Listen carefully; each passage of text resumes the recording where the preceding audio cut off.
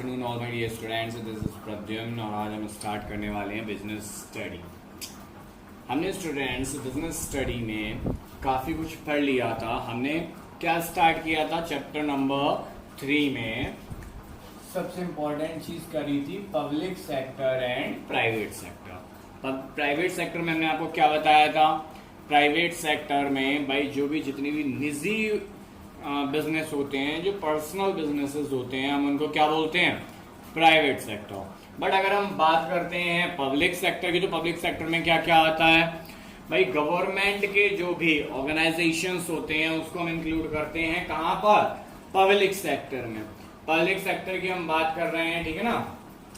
तो public sector में हमने क्या क्या पहले समझ लो। प्राइवेट सेक्टर में क्या क्या समझा था हमने? प्राइवेट सेक्टर में हमने समझा था कौन कौन सी चीजें फिर से याद हो गई होंगी अब तो भाई। Number 1 solo proprietorship, number 2 partnership, number 3 HUF, number 4 cooperative societies और नंबर 5 जॉइंट स्टॉक कंपनी। बात करते हैं पब्लिक सेक्टर की, तो पब्लिक सेक्टर में हमने क्या स्टार्ट कर दिया था? डिपार्टमेंटल अंडरटेकिंग, क्योंकि पब्लिक सेक्टर को भी 3 पार्ट्स में यहाँ डिस्ट्रीब्यूट कर दिया गया था। तो जब पब्लिक सेक्टर को हमने स्टार्ट किया, पब्लिक सेक्टर में क्या है? Only and only government sector. भाई गवर्नमेंट से रिलेटेड जिस सेक्टर में बातें करी जाएंगी वो कौन सा सेक्टर होगा? Public sector. तो फीचर्स ऑफ डिपार्टमेंट अंडरटेकिंग, भाई डिपार्टमेंटल अंडरटेकिंग हमने स्टार्ट किया था, आज हम फीचर्स पे बात करेंगे। Number 1 financed. आप सोचिए एक गवर्नमेंट सेक्टर है, उस गवर्नमेंट सेक्टर को फाइनेंस की नीड है, तो क्या पैसे से रिलेटेड गवर्नमेंट सेक्टर को किसी भी टाइप की प्रॉब्लम आ सकती है?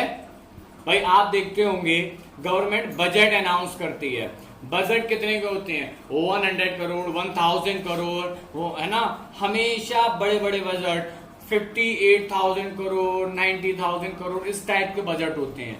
तो क्या फाइनेंस की प्रॉब्लम आएगी? नो, ठीक है ना। तो यहाँ पर फीचर में फाइनेंस्ड मीन्स हर चीज में कहीं भी अगर पैसे की नीड आती है तो गवर्नमेंट सेक्टर में बहुत इजीली अवेलेबल हो जाता है। बात करते हैं point number 2, account and audit control, ठीक है ना। तो अगर हमने बात करी पॉइंट नंबर 2 की, then these undertaking are subject to accounting and audit control applicable to other government activities. यानी कि जो भी यहाँ पर अकाउंट और ऑडिट कंट्रोल मेंटेन किया जाएगा वो अदर गवर्नमेंट एक्टिविटीज में हेल्पफुल होगा। कैसे हेल्पफुल होगा? इन अकाउंट्स को हम आगे भी क्या कर सकते हैं? आगे अपने यूज करके एनालिसिस कर सकते हैं, ऑडिट कर सकते हैं, काम ठीक हो रहा है नहीं हो रहा है, कहीं करप्शन तो नहीं है, ये सारी की सारी चीजें। नेक्स्ट पॉइंट है अपॉइंटमेंट। अपॉइंटमेंट आपने देखा होगा हम लोगों के यहाँ प्राइवेट सेक्टर में बहुत ज्यादा बहुत अच्छी अच्छी सैलरीज भी होती हैं, अर्निंग भी बहुत अच्छी होती है। बट आप लोगों ने एक चीज ऑब्जर्व करी होगी, सबसे ज्यादा लोग कहाँ जॉब लेने के लिए भागते हैं? वो है गवर्नमेंट सेक्टर। रीजन ये है क्योंकि अपॉइंटमेंट इन गवर्नमेंट सेक्टर या पब्लिक सेक्टर यहाँ पर एक सिक्योरिटी है, लाइफ सिक्योरिटी, या फिर हम बोलें तो सीधी सीधी हम बात बोल सकते हैं कि स्टेबिलिटी। मतलब अगर आपने एक बार अपॉइंटमेंट लिया कहां पर? गवर्नमेंट सेक्टर में, then nobody can fire you, है ना, विदाउट एनी बिग एक्सक्यूज, ठीक है ना। कोई बड़ा रीजन होगा केवल तभी आपको जॉब से हटाया जा सकता है, अदरवाइज गवर्नमेंट सेक्टर में आपकी जॉब सिक्योर होती है, ठीक है ना। आपने काफी बार सुना भी होगा कि जो गवर्नमेंट सेक्टर के लोग होते हैं, बैंक उनको बहुत जल्दी बुला के लोन प्रोवाइड कराता है। उसका रीजन होता है कि बैंक भी जानता है कि इनकी जॉब नहीं जाने वाली, ये गवर्नमेंट एम्प्लॉई है, ठीक है ना। और प्राइवेट सेक्टर में नहीं पता होता कि जॉब स्टेबल है या अनस्टेबल। नेक्स्ट बात करते हैं डायरेक्ट कंट्रोल ऑफ मिनिस्ट्री। भाई होता क्या है, कोई भी अगर बिजनेस है तो वहां पर अगर किसी पर्सन्स का या ग्रुप ऑफ पर्सन्स का कंट्रोल है तो वहां पर क्या दिक्कत आ सकती है? हो सकता है कि वो अपने अकॉर्डिंग उसको मैनेज कर रहे हो, अप डाउन हो उसमें, या फिर अपने प्रॉफिट के अकॉर्डिंग वो वर्क कर रहे हो। बट जहां पर गवर्नमेंट की मिनिस्ट्रीज का इन्वॉल्वेशन हो जाता है, वहां क्या होगा, करप्शन की या फिर अगर हम सीधे बोले तो क्वालिटी इशू की कोई प्रॉब्लम नहीं रह जाती। ठीक है ना, इस बात का ध्यान रखिएगा। Direct control of ministry, private sector में ये पॉइंट नहीं होता। क्यों? क्योंकि वहां पर मिनिस्ट्री को आपके प्राइवेट बिजनेस से कोई लेना देना नहीं। नेक्स्ट पॉइंट है point number 5, fully accountable to the concern ministry. जो मिनिस्ट्री यहां पर क्या कर रही होगी, कंट्रोल कर रही होगी, वही मिनिस्ट्री उस पर्टिकुलर बिजनेस के लिए पूरी तरह से कंसर्न होगी, अकाउंटेबल होगी, जिम्मेदार होगी। समझे? मान लो रेलवे में कोई फॉल्ट होता है तो उसके लिए रेलवे मिनिस्ट्री पूरी तरह से क्या है, अकाउंटेबल होती है। हम लोग रेलवे मिनिस्ट्री से जवाब मांगते हैं। समझे? चलिए नेक्स्ट पॉइंट है पार्ट ऑफ गवर्नमेंट। भाई कोई भी ऑर्गेनाइजेशन है, पब्लिक सेक्टर है, वहां पर इन्वॉल्वेशन किसका है, गवर्नमेंट का। अब गवर्नमेंट का इन्वॉल्वेशन है यानी कि वो जो बिजनेस है वो गवर्नमेंट का ही एक पार्ट है। अब जब गवर्नमेंट का पार्ट है तो एक बात बताओ, आप गवर्नमेंट की चीज यूज करना पसंद करोगे या नॉन गवर्नमेंट? गवर्नमेंट। क्यों? क्योंकि वहां पर अगर किसी भी टाइप की क्वालिटी इशू होता है या अदर कोई इशू होते हैं, हम सीधे गवर्नमेंट को पॉइंट आउट कर सकते हैं। क्योंकि गवर्नमेंट कौन डिसाइड करता है, हम और आप, वोट देकर। चलिए फाइल द केस। अगर किसी भी गवर्नमेंट ऑर्गेनाइजेशन में किसी भी टाइप का कोई फॉल्ट होता है तो उसका सीधा केस किस पर फाइल किया जाएगा, किस पर फाइल होगा, गवर्नमेंट पर। याद रखिएगा।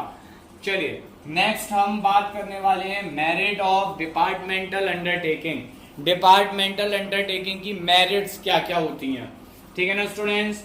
मेरिट्स की जब हम बात करेंगे तो सबसे पहले इफेक्टिव कंट्रोल। सोचिए जहां पर पूरी गवर्नमेंट किसी बिजनेस को या फिर एक मिनिस्ट्री किसी बिजनेस को मैनेज कर रही है, तो वहां पर कितने अच्छी क्वालिटी के ऑफिसर्स गवर्नमेंट प्रोवाइड कर सकती है। भाई आईएएस, आईपीएस, पीसीएस, आईएफआरएस, ये ऑफिसर्स कहां से आते हैं, गवर्नमेंट लेके आती है। ये क्या होता है, क्रीम में भी टॉप क्वालिटी की क्रीम, ठीक है ना। तो ये उस क्रीम को लेके आते हैं और उनसे कहते हैं आप कंट्रोल करिए, है ना। जब इतने बड़े बड़े माइंड इन बिजनेसेस को कंट्रोल करने में लगेंगे या इन ऑर्गेनाइजेशन को कंट्रोल करने में लगेंगे तो जाहिर सी बात है उनका ही इफेक्ट ज्यादा होगा। चलिए नेक्स्ट पॉइंट है high degree of public accountability. भाई इलेक्शन होते हैं तो आपने देखा होगा नेताजी आते हैं ना आपके पास वोट मांगने कि भाई हमें ही वोट देना, हमें ही वोट देना, हम आपके यहाँ इलेक्शन में खड़े हैं। आप कहते हो हाँ हाँ बिल्कुल बिल्कुल देंगे, चाहे आपका वोट ना हो फिर भी कहते हो हाँ आप ही को वोट देंगे। तो याद रखिएगा high degree of public accountability. अगर गवर्नमेंट पब्लिक के लिए अकाउंटेबल नहीं होगी तो क्या आप वोट देंगे, और अगर आप वोट नहीं देंगे तो क्या वो पावर में आएंगे। सो यहां पर high degree for public accountability होती है। Next point, point number 3, source of income of government. भाई गवर्नमेंट चलाने के लिए भी तो कोई इनकम चाहिए, उनका खजाना तो है नहीं, है ना। कोई मैजिकल कोई खजाना रखा हो कि रातों रात डबल होता जाता हो वहां पर पैसा या सोना, ऐसा नहीं होता। क्या होता है वहां पर, भाई उनको भी सोसाइटी से अर्न करना पड़ता है from the term of tax, direct tax, indirect tax, अपने बिजनेसेस, अपनी कंपनीज के थ्रू, जैसे रेलवे है, बीएसएनएल है, एमटीएनएल है, इस टाइप से जितने भी गवर्नमेंट के उपक्रम है इनसे क्या करते हैं, वो इनकम करते हैं। इनकम करके क्या करते हैं, कंट्री के डेवलपमेंट में उस अमाउंट को इन्वेस्ट करते हैं। सो यहां से क्या है, सोर्स ऑफ इनकम जनरेट हो जाती है। नेक्स्ट है नेशनल सिक्योरिटी। भाई गवर्नमेंट जहां इन्वॉल्व होगी ऑब्वियस सी बात है वहां पर सिक्योरिटी फीचर्स का बहुत ही अच्छी तरह से ध्यान रखा जाएगा, ठीक है ना। सो स्टूडेंट्स ये थे हमारे आज के टॉपिक के पॉइंट्स। आई होप आपको ये पॉइंट समझ आ गए होंगे। अगर किसी भी पॉइंट में कहीं प्रॉब्लम लगती है, आपको कुछ समझ नहीं आता है, आप मुझसे कॉल कर सकते हैं, मुझे मैसेज कर सकते हैं, कमेंट कर सकते हैं, ठीक है ना। बट पढ़ाई करें। ओके स्टूडेंट्स, आई होप आप लोग समझ रहे होंगे मेरी बात को बहुत अच्छे से। Thank you students and have a nice day.